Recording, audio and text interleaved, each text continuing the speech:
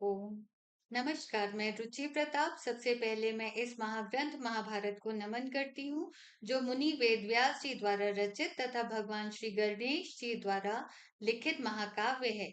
इस महाग्रंथ का संस्कृत से हिंदी में अनुवाद गीता प्रेस के श्री राम नारायण दत्त जी शास्त्री महोदय जी ने किया है।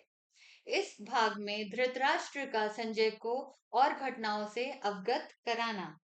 सूत संजय।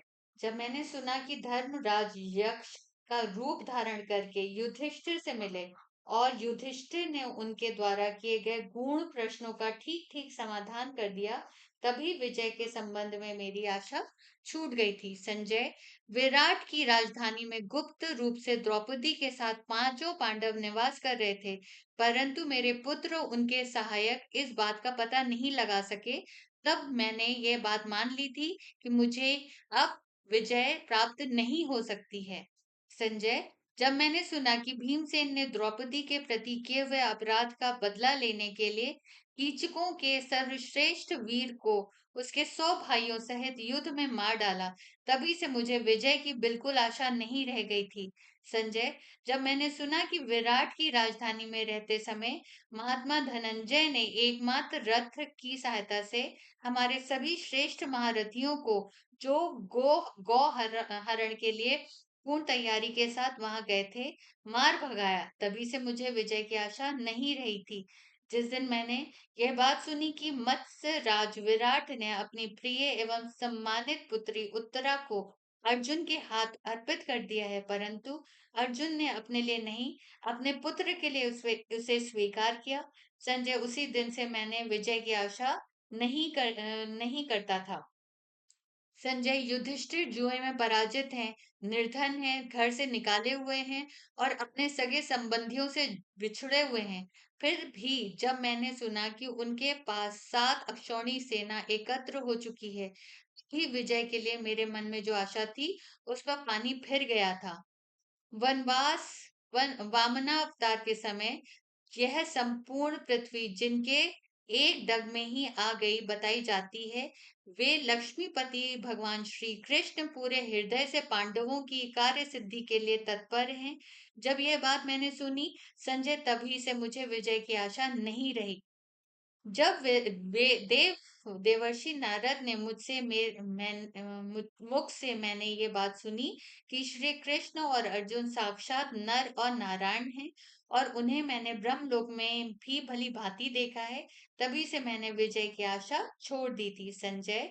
जब मैंने सुना कि स्वयं भगवान श्री कृष्ण लोक कल्याण के लिए शांति की इच्छा से आए हुए हैं और कौरव पांडवों में शांति संधि करवाना चाहते हैं, परंतु वे अपने प्रयासों में असफल होकर लौट गए, तभी मुझे विजय की आशा नहीं रही।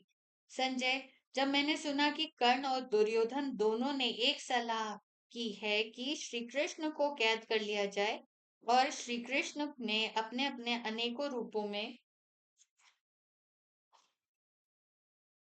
विराट या अखिल विश्व के रूप में दिखा दिया, तभी से मैंने विजय की आशा त्याग दी थी। जब मैंने सुना भगवान ने श्री कृष्ण के लौटते समय अनेक अकेली कुंती उनके रथ के सामने आकर खड़ी हो गई और अपने हृदय की आर्ति वेदना प्रकट करने लगी, तब श्री कृष्ण ने उसे भली भांति सांत्वना दी। संजय। तभी मैंने विजय की आशा छोड़ दी थी। संजय। जब मैंने सुना कि श्री कृष्ण पांडवों के मंत्री हैं और शांतु नंदन भीष्म तथा भारद्वाज द्रोणाचार्य उन्हें आशीर्वाद दे रहे हैं, तब मुझे विजय प्राप्ति की किंचित भी आशा नहीं रही। जब कर्ण ने भीष्म से यह बात कह दी कि जब तक तुम युद्ध करते रहोगे तब तक मैं पांडवों से नहीं लड़ूंगा, इतना ही नहीं, वह सेनाओं को छोड़कर हट गया। संजय। तभी मेरे मन में विजय के लिए कुछ भी आशा नहीं रह गई थी।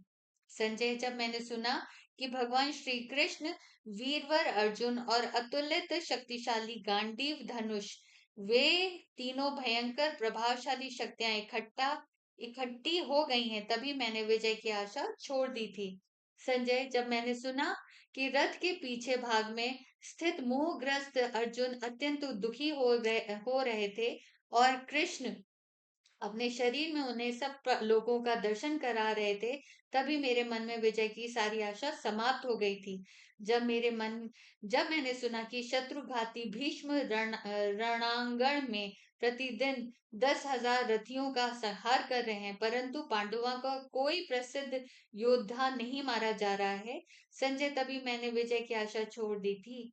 जब मैंने सुना कि परम धार्मिक गंगानंदन भीष्म ने युद्ध भूमि में पांडवों को अपनी मृत्यु का उपाय स्वयं बता दिया और पांडवों ने प्रसन्न होकर उनकी इस उस आज्ञा का पालन किया, संजय, तभी मुझे विजय की आशा नहीं रही। जब मैंने सुना कि अर्जुन